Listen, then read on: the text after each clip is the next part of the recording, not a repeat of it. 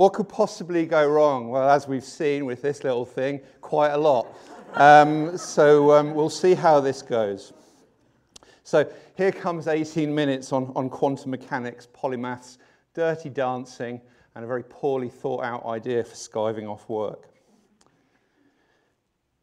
In life, as in business, people talk about things going wrong, but not so in science. In science, nothing goes wrong. It's just that the outcome wasn't really what you expected it to be. And this is the essence of experiment, a course of action adopted without you really being sure about what the outcome's going to be, carried out to support, refute, or validate a hypothesis. It gives you insight into cause and effect.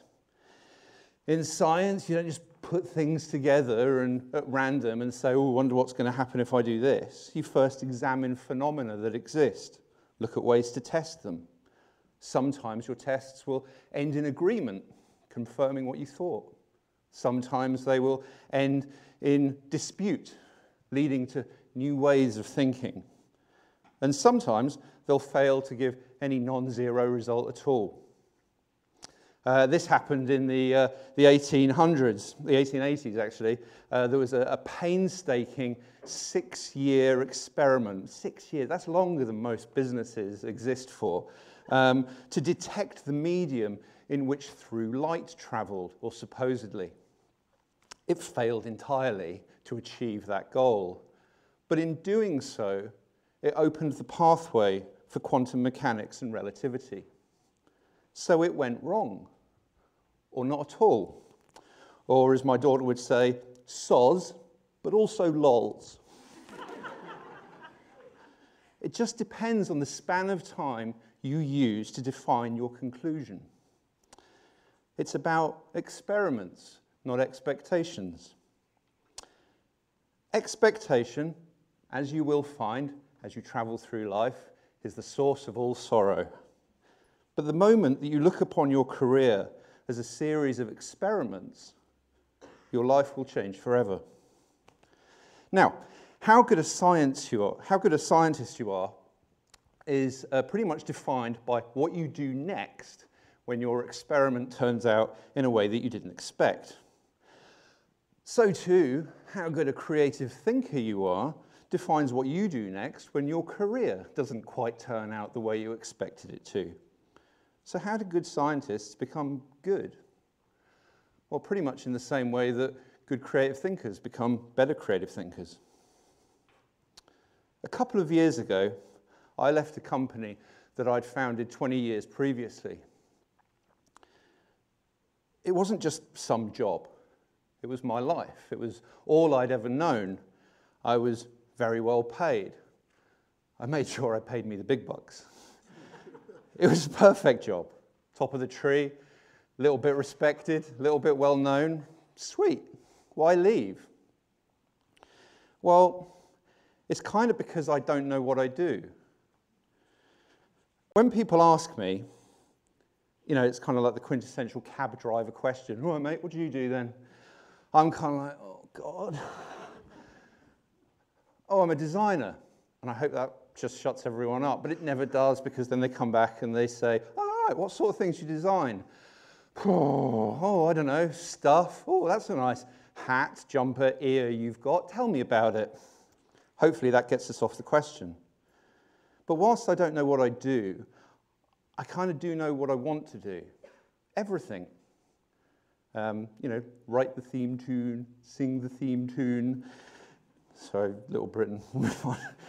I want to write design. I want to make. I want to weld. I want to build furniture and medical equipment. I want to make artificial limbs. I want to bring things into being that are both beautiful in function and in form and help make the world a better place. That's not too much to ask, is it? Well, for a lot of businesses out there, it is too much to ask, and that's a problem. It's a problem for the people that work there, who have their abilities restricted because of structures that surround them. And it's a problem for the businesses who pay a lot of money for their creative assets to where they could be far more potent and therefore lucrative.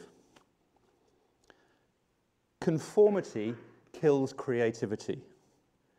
Most people don't actually realize that they're conforming. They simply feel in some abstract way that they need to be more creative. So they go on courses designed to help them get more creative, or they read self-help books, apparently to unlock some hitherto unknown treasure trove of creativity within themselves. It's a very healthy industry. Google, how do I get more creative? Apparently, you take your shoes and socks off and walk on grass. Well, I tried that in Shoreditch and nearly stood on a syringe, so I certainly wouldn't recommend it. This world has some very odd ideas regarding creativity, not least the notion that it can be taught. Even the idea of coming up with an idea was in itself rebranded in the 50s and 60s. How the hell Brunel or Edison ever came up with anything without first throwing a ball around their friends playing word association ideation games is a mystery to me. That's my only slide. Lap it up. But the issue isn't that people are less creative and therefore need to be more creative. They're simply reacting to environments that erode their natural creativity so stealthily that it's they that believe they're the ones at fault, that they are the ones that require creative re-education. Can you teach somebody how to be creative? This is a question I get asked a lot, and my answer is no, you can't. But you can teach them how not to be creative. Something our educational establishment appears to excel at. But that's a rant for another day. Creativity, as we all know, is the ability to make connections. Teaching somebody how to be more creative simply revolves around getting them to combine what they already know in new ways. And this is all lovely, right up until the point that that person runs out of knowledge. Making connections is a good trick. Gaining expansive knowledge is the real trick. A wide range of understanding is key to creativity. Understanding goes beyond knowledge. Knowledge goes beyond information. Understanding means that you own your knowledge. Reading some books and going on courses just isn't enough. We're essentially talking about the acquisition of a bunch of all-consuming hobbies. And when I say all-consuming, I mean obsessive. I mean, if you aren't already on the autistic spectrum, I thoroughly recommend getting on it because you'll find that it really helps with the obsessive bit. It doesn't help so much with the winning friends bit, but swings and roundabouts. Acquiring multiple hobbies has the magical consequence of exponentially increasing your ability in the one area where you have the most talent. Your brain isn't a fixed mass that shapes your behavior. Your behavior actually shapes your brain, literally. Dr. Alvaro Pascual-León, professor of neurology at Harvard Medical School, says that if a gardener takes a serious interest in engineering, her neurons will form new pathways to previously isolated regions of the brain. Amazing. So it might be a mistake just to do one thing. If you practice multiple things, you actually get better at any one of those things. To strengthen those neural pathways, however, we've got to repeat it. Simply picking up a pamphlet on nuclear propulsion systems and leafing through it just isn't going to cut it. And people whose hobbies have allowed them to become skilled in multiple areas and then for exponentially skilled at a certain area have a name. And it isn't smart arts, it's polymath. Polymaths, some recent articles have lamented, are an endangered species. These articles highlight the contrast between the specialists that seem to run today's world rather than the, oh, he's still up there, rather than the polymaths of the past centuries. From sewing, baking, painting, botany, astronomy, motorcycle maintenance, serious hobbies teach you a wide array of things that can be applied to a surprisingly wide and unrelated set of problems in life. Unfortunately, it requires a tremendous amount of time to become skilled at any one thing. And of course, if you want to master several, well, that's tripling your practice time. So having a hobby isn't the problem. Finding the time is. Which kind of brings us on to this 10,000 hour theory, which I'm sure many of you heard of, popularized by Mr. Malcolm Gladwell. It was first noticed in the 19th century that it takes about 10,000 hours to be good at anything. That's about 10 years.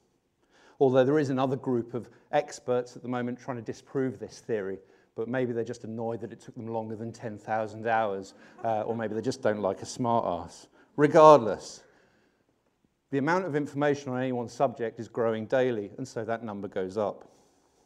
10,000 hours is a fairly long time, and that's just to become an expert at one thing.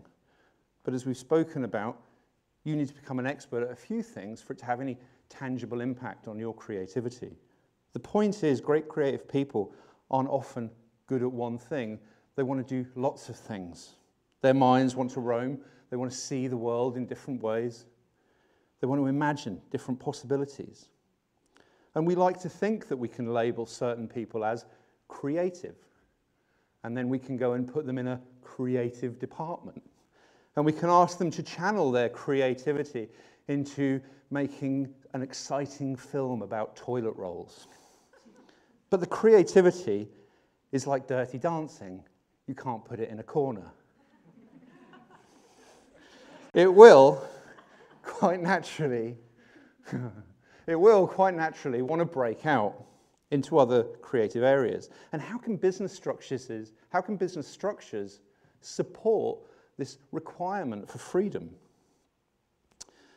Now, it must be said that I have been exceedingly fortunate in my career.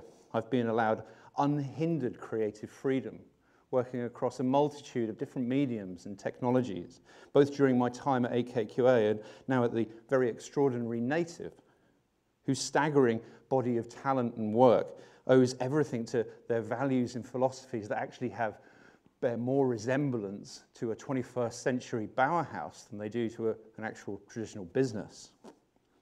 But the reality is that my experience is the exception. And a huge number of businesses squander their creativity through a misplaced sense of short-sightedness and focus. And ideally, if they were being strictly truthful with themselves, they would prefer to hire creative parrots, not polymaths. That is to say, individuals who can do roughly the same thing day in, day out, roughly the same kind of squawking, reasonably manageable, until somebody squawks something a bit different, and then a few months later everyone's squawking that same tune, and so on and so forth. The pattern repeats. And for all the talk of originality and authenticity, these companies would really prefer that originality and authenticity to be on rails. They would prefer you to stay focused. They would prefer you to not do the thing that you're doing and do the thing that they're asking. They're the ones that people that were probably described at school as lacking focus. We all know that they're really talented, but when they can be bothered, it is literally channeling my school report. So we hire them anyway. We give them attractive remunerative packages, fancy job titles, and we try and manage them. And then we're surprised when they get bored and leave. So when you guys go out and start your businesses, you need to think about how you're going to nurture this desire for people to be polymathic. Now for that idea of skiving off work. Why not companies provide in-house incubators for their people to support their hobbies or businesses? Let's say that needs about 20% of anyone's time. It's quite a lot of time. Maybe it's madness. But it fully depends on how far you look into the future and what you believe the cost-benefit to be. Taking 20% away from any employee's time and potential billability doesn't sound all that smart, and it's certainly not very smart if they're correspondingly less efficient. But what if that time was spent enriching their minds, providing the means to acquire ownable knowledge? That would result in more imaginative ideas. They'd be 20% more creative, 20% more effective. They'd be happier. They wouldn't leave quite as much. And you'd save a lot of money on rehiring. It really shouldn't come as any surprise to you that I'm not asked to go and lecture at business schools. The main hurdle that businesses do need to get over is the "that's got nothing to do with what we do here" syndrome. Everything has everything to do with everything. But until businesses realize that what people crave is freedom, talented creatives will continue to leave. And this is, of course, all enormously inconvenient for business owners. I mean, why can't people just stick to the bloody task in hand? Well, they can, and they will for a time, but then they'll tire and they'll ask to go on a training course, which might do the trick for a while. But the future for creativity within business is reliant on getting ahead of the creative conformity curve. It's up to you, the businesses that you start, that you go into, to instill practices and values within them that encourage, support, and even demand polymathic creativity. Because with well-stocked brains, the creativity will follow. And I, for one, would far rather work with polymaths than parrots. Which brings us back to the start of all this. What could possibly go wrong? Just being honest, probably everything. But that's okay, really is. Because remember, your life, your career, your businesses are just a series of experiments, not expectations. And there are just 4 rules, as far as I'm concerned, that can pretty much guide you through anything that life throws at you. Number 1 is be obsessive. Be obsessive about learning and stop wasting time on meaningless guff. Number 2 is, but don't be obsessive about planning. Plan what you need to do immediately next, and then do it, and then plan the next bit. Number 3, be the best at what you do. If you know deep down in your heart that you're not the best, then go and find something that you can be the best at. And the last one is don't let your decisions become dogma.